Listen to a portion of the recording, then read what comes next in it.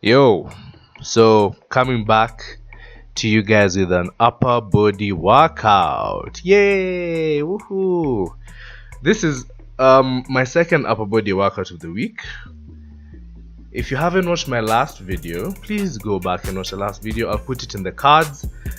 And it will explain why I'm doing 3 upper body workouts during the week.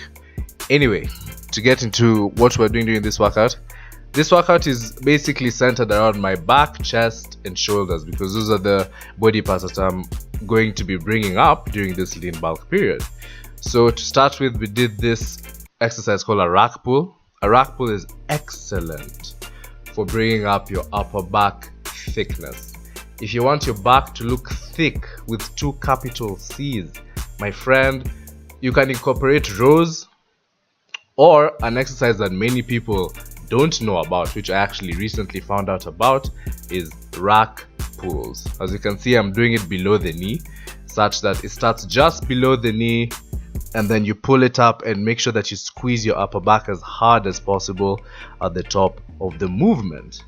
If you're somebody that already has lat width from doing a lot of pull-ups, pull-downs, yada yada yada, but you don't really have the thickness to go with it, make sure you incorporate rack pulls.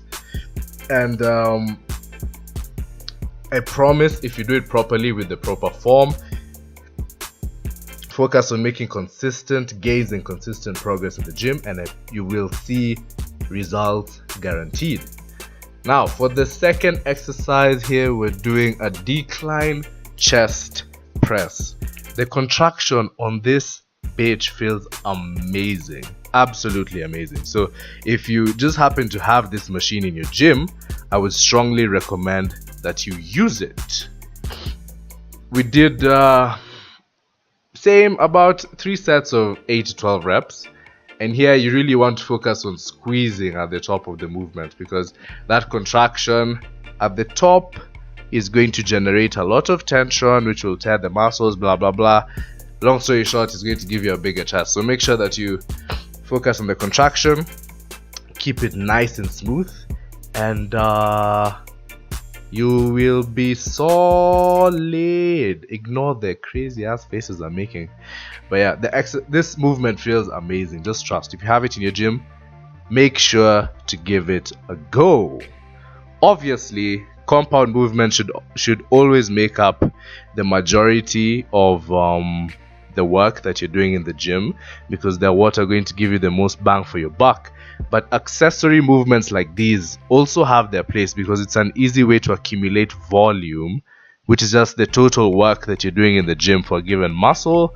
And increased volume has been correlated directly to increased hypertrophy or muscle growth. So keep that in mind when you're choosing these isolation movements.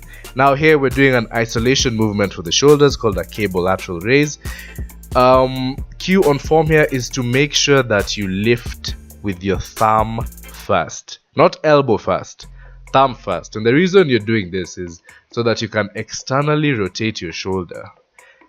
So many people, myself included, have gotten shoulder injuries because of doing a lot of internal rotation. So you want to make sure that there's always an element of external rotation in your training, particularly when you're training shoulders. So make sure to lift with your thumb up first.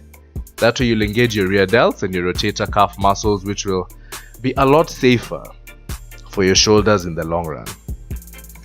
And one benefit of using cables as opposed to dumbbells is because there is constant tension throughout this movement. Because as with dumbbells, whereby the tension is only at the top, here there's tension throughout because you'll have to control. Sorry, man. Fuck, I forgot how to speak. You have to control the movement of the cable, not just on the way up, but on the way down. And this will result in greater shoulder growth in the long run. So yeah, quick note, the monster here that I'm training with, Baba Yao, is called Momanyi Mokaya. I will be sure to leave his Instagram and his YouTube channel in the description. Be sure to subscribe and follow both. Man has come ridiculously far and is genuinely an inspiration. So be sure to give him a follow and look forward to seeing him in future videos. Last movement, standard, we have to train the abs because core is the center of everything. So here, make sure you're showing your ass. And before, relax, don't dislike the video, just listen. Showing your ass means that you show your ass to the wall in front of you, and what that does, that it ensures that you are contracting your lower abs. If you just lift your legs until halfway, then the only thing that will be contracting primarily will be your hip flexors, not your abs. So that's just a mental cue to keep in mind every time you're doing this exercise or any type of leg raise, is to show your ass. You don't have to tell it to anybody. Yeah, we're not out here looking for judgment, but just keep it in your head and you will be solid. So ladies and gents, that's it for today's video. If you liked, please make sure to leave the video a like. Be sure to subscribe if you're new. Click the notification bell so that you're notified about every single video that I post. More videos coming soon. If there's anything in particular you'd want to see, feel free to leave a comment down below. And with that being said, I'll see you guys in the next one.